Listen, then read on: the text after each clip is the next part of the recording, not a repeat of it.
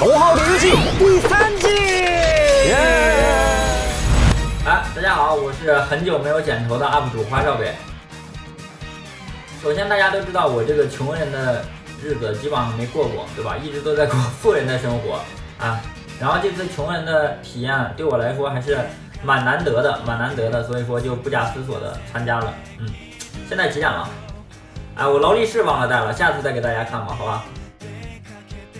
这个我觉得其实第一次都是很难忘的。其实这次旅行过程中有很多第一次，有很多第一次。最让我难忘的话，我觉得是在那个湖边，日本的一个湖边，我忘了是什么湖了。然后里面有超多这么大的锦鲤，一条这么大，真的。然后我喂它们吃东西的时候，我感觉我如果掉湖里，它们就要把我给吃了，真的，那个场面很壮观。然后希望大家可以在穷好友里看，好吧？那我觉得表演最佳的应该是山下智博跟 Pino 吧？为什么？因为这是他们的节目，他们是最卖力的，你知道吧？然后肯定是他们，我觉得这个理由很充分。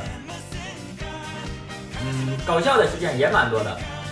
如果说最搞笑的话，我觉得我们穿那个穷人衣服的时候，我们第一次见面的时候，然后给我笑的我笑的肚子都痛，特别搞笑。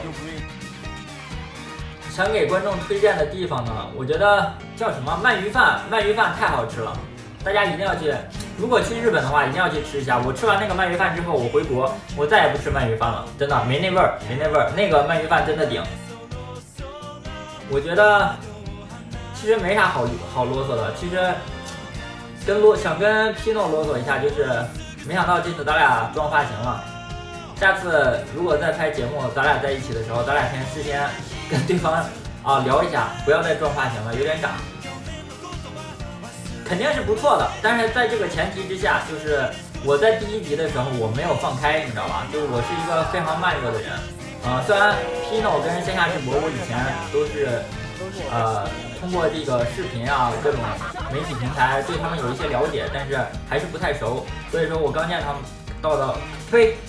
们的时候，我就有点羞涩，有点放不开。但是之后的几期我就是越来越放得开了，表现的其实还不错。然后希望粉丝就是看了第1集之后，一定要接着往下看，好吧？不要对我失望，也不要对我失望，好吧？因为主要是这次就是我全程跟着嘛，我不知道这个拍摄节目是这么辛苦的一件事情。然后在这个拍摄途中Pino 跟线下智博都是怎么说呢，真的很辛苦，然后无时无地，就我们在休息的时候，他们还在跟那个节目组策划接下来怎么样的，就感觉特别的忙，真的是很用心。然后希望这季的话，大家一定要给个高分，好吧？给个高分，然后真的我觉得应该不会让咱们失望的，好吧？不会让咱们失望的。然后我把我自己排除在外了，这个如果拍的不好跟我没关系哦。拜拜，就这样吧，好吧，就这样吧，拜拜。